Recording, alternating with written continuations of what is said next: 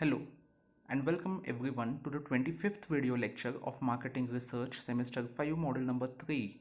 In today's video lecture we are discussing about scaling techniques. There are two types of scaling techniques, comparative scales and non-comparative scales. Out of that we are going to discuss only comparative scaling techniques today. So let us begin with today's module.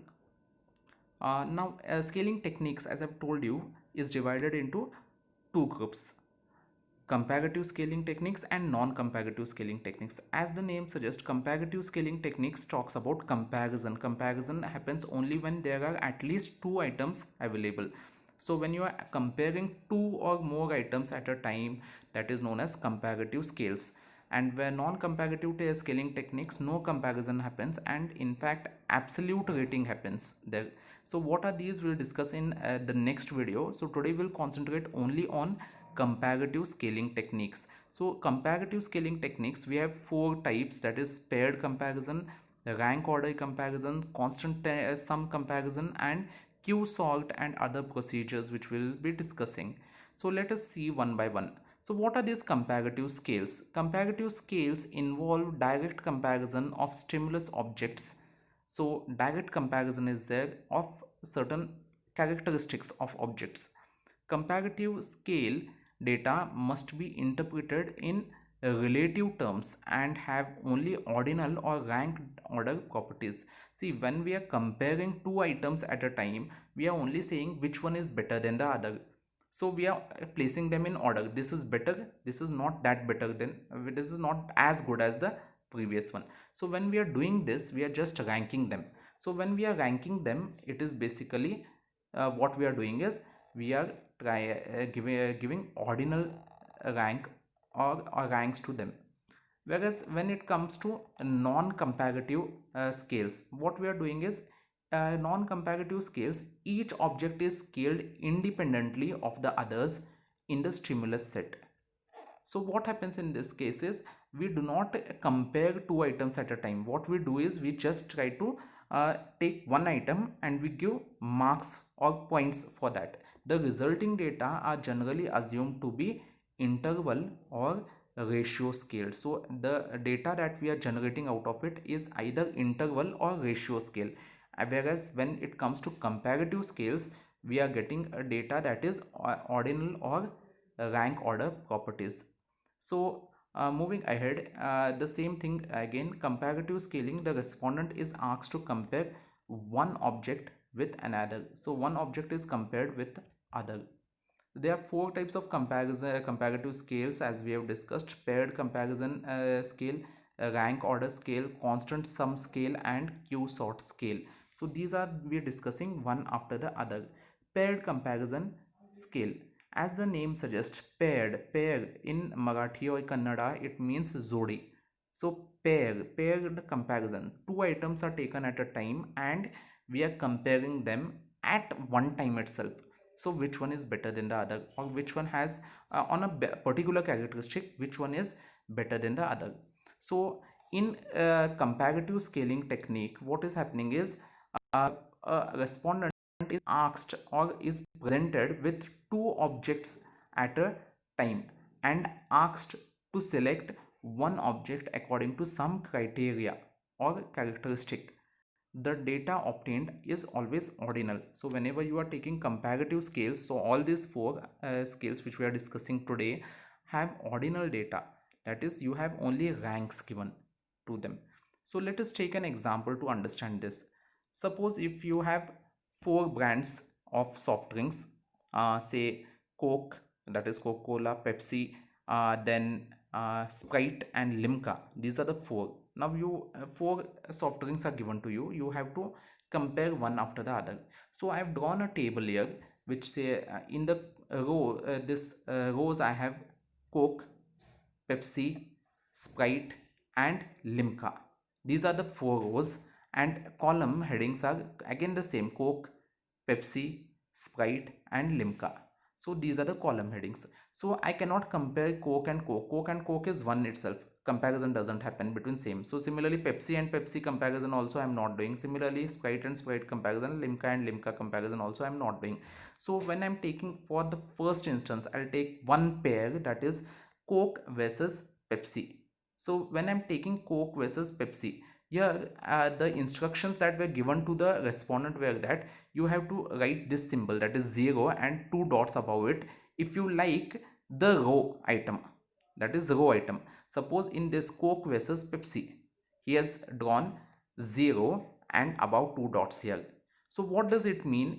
It means that he likes that which is on the left side, not what is there on the top. So he likes something which is on the left hand side. What is on the left hand side? He likes Coke. So if he likes Coke, he is doing this symbol.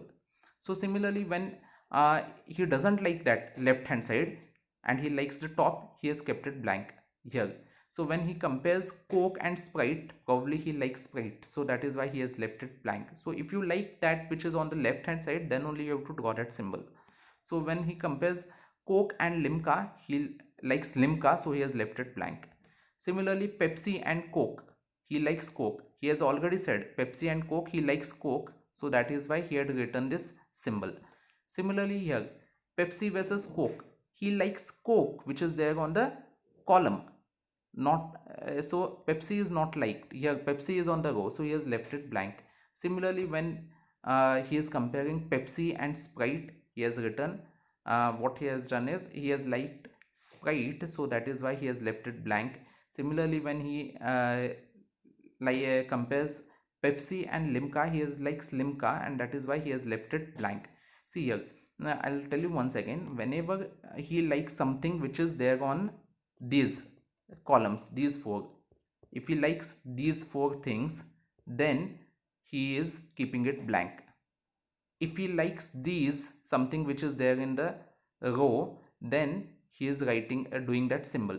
Now here in this case, he Coke versus Pepsi, he liked Coke, so that is why he has Coke is there in the row.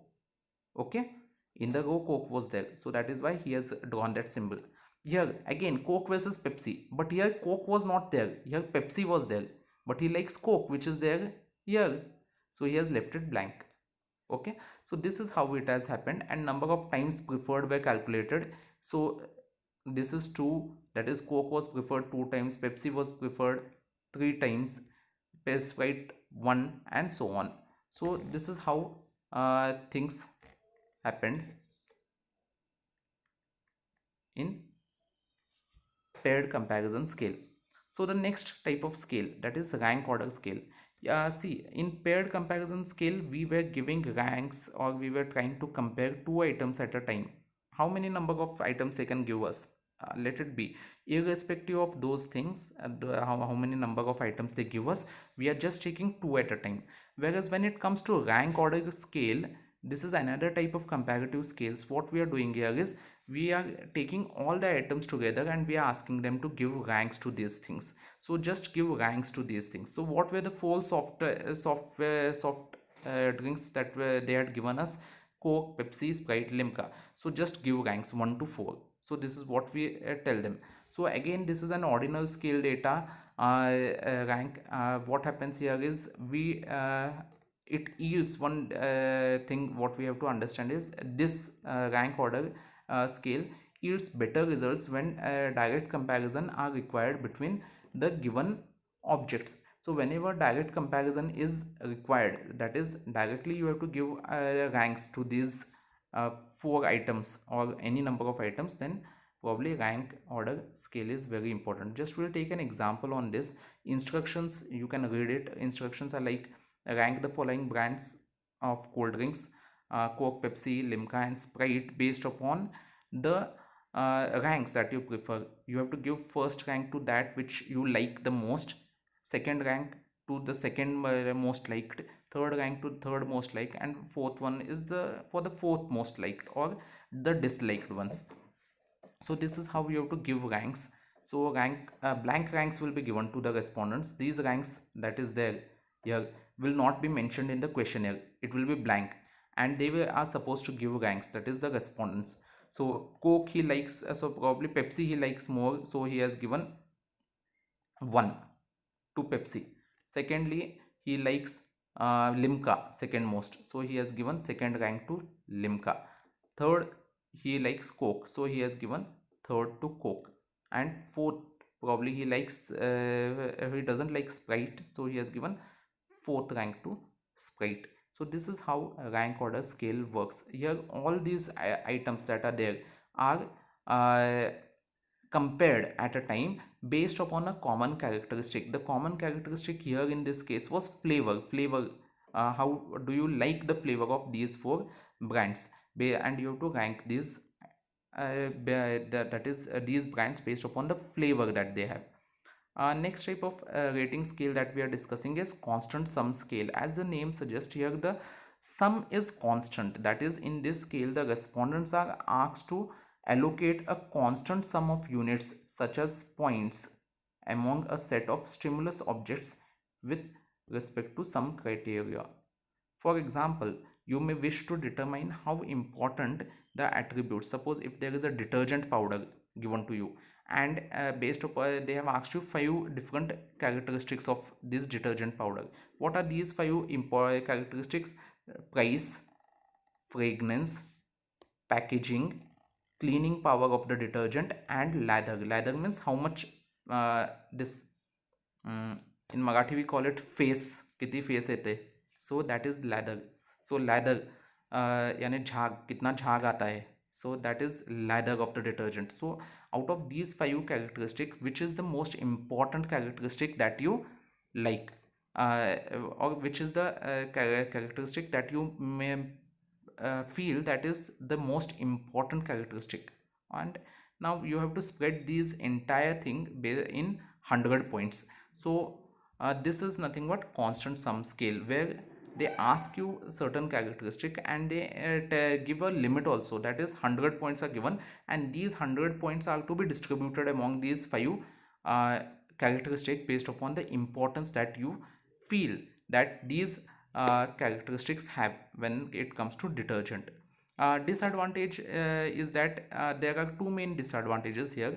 Basically, the first one is sometimes what may happen is consumers, when they are, or respondents, when they are filling up the form, they might forget to add up or subtract or certain things, and the constant sum, which is 100 or 10, whatever you are giving, may not be 100 or 10. They may, what may happen is the may whenever allocation is there, they might give fewer points or they might give more points to certain item, so that the total increases above 100 or above 50 or above 1000, whatever your constant sum is. And the second problem is the respondent might feel little confused when they are answering this type of a question. We'll see an example. This becomes much more clear when we see this example. The same problem will take where detergent is there and you are asked to give constant sum rating for this detergent. So a detergent is there, 5 attributes are given here: price, fragrance, packaging, cleaning power, and lather. So based upon this, the total points are 100. This is fixed here. You can see total points are 100. These 100 points are to be distributed based upon how much importance you give to these 5 things. Suppose if I say that price is the most important thing when it comes to determining which detergent powder I am going to purchase, then I may give it certain points and it will be the highest points out of all those 5. So suppose if I give 50 points for this, then fragrance, the second most important, depends upon us which is the second most important that we are gonna think. So this is how a constant sum works. We'll see an example how a respondent might have responded to this type of a question. So the respondent might have responded to such kind of a question in this way. So he has filled up and he has given you, if you notice, the total of this is exactly 100. So he has distributed these 100 marks among these. He felt that price was most important to him, so that is why he has given the highest marks to price. Now suppose he has given 50 marks to price, the remaining 50 has to be divided into these 4 items. The second most important he felt was the cleaning power of the detergent. So cleaning power he has given 30 points. So 50 points were already given to price, 30 points were given to cleaning power. We are remaining with only 20 points which has to be allocated to the remaining 3 items. So which are the remaining 3 items? Lather, packaging, and fragrance. So packaging was considered to be the third most important item and it was given 10 points. Similarly, lather and fragrance were given 5 points each. If you see what is the total for this, the total for this is exactly 100. That is why it is known as a constant sum. The sum is constant for all the respondents, and hence it is known as a constant sum scale. If we look further, the next type of scaling technique is the Q-sort scale. Now Q-sort scale is a simple one. You can just see this. What happens in this is it is used to sort objects based upon similarity with respect to some criterion. So it is what we are trying to do is we are trying to sort objects based upon similarity with respect to some criteria. Now what is this? What do we mean by this? uh, Certain items are taken and responses are checked whether the respondent is responding, so we are trying to group them based upon some similarity. In this method, more importance is given to make comparison among different responses of a respondent than the responses between different respondents. We are not trying to compare responses from different respondents. We are trying to compare responses given by one respondent only at different responses. So what are the different responses is given by one respondent itself. So that is what we are trying to do in Q-sort scale. In this method, the respondent is given statements in large number. A large number of statements are given to him for describing characteristics of a product, or a large number of brands of a product are given to him, and he is asked to compare these items, and his comparison or difference in ranks or difference in preferences are noted down. So an example for this you'll understand by taking an example. Suppose if you as a market researcher are giving your respondents 90 magazines, 90 magazines, and you are asking to do a Q sort of this. Now this is little smaller one. If you can read it, it's well and good. I think it is readable, it is easy to read, even I can read it. So suppose there are 90 magazines given to a respondent, and you are asked that a format is given to the respondent. A format is like this, which is given here. So the format is given here, 90 magazines are given to him, and what we have asked him is to group them in a particular order. What are these order? See here, prefer most, that you prefer these magazines the most, then you like it, then you are neutral to the magazines, you dislike the magazine, and you prefer the least, that is you do not want to read such kind of magazines. So 5 groups are made here, made by the question in the question itself, by the researcher itself. And these 90 magazines which have been given have to be grouped in this, and these groups have also been created by the researcher. Out of these 90, 10 are given here, that is to the extremities, that is either prefer most and prefer least. So 10 magazine name of those magazines are to be written here compulsorily. 10 have to be written, they cannot write less than that, more than that. Only 10 have to be written here, 10 have to be written here, 20 have to be written here where they like most, like, and 20 they have to write here where they dislike. So this happens. So 10 here, 10 here, 20 here, 20 here, so it makes up to 60, and the remaining 40 are to be written in neutral, this neutral category. So wherever they are neutral to it, so compulsorily 40 have to be written there only, so it's 30 have to be written here only. So 30 here they have to write, 20 here they have to write, 20 here they have to write, 10 here they have to write, 10 here they have to write. So this format is fixed, and you can change this format little bit, but one thing you can notice in this format is that this is quite neutral. The question that has been asked is quite neutral, and the options are also very neutral. 5 options are there. The middle one is the highest, and then the buildings that are there here, what you can say, that is the number of options that you are giving to like, dislike, prefer most, prefer least, are nearly the same. So same number, so the same magnitude is there, so it forms a kind of this kind of a inverted triangle here, so which is quite uniform. So these are some of the comparative scales which are there in your syllabus. With this, we end today's lecture. Hope you understood this. If you have any doubt, you can always contact us.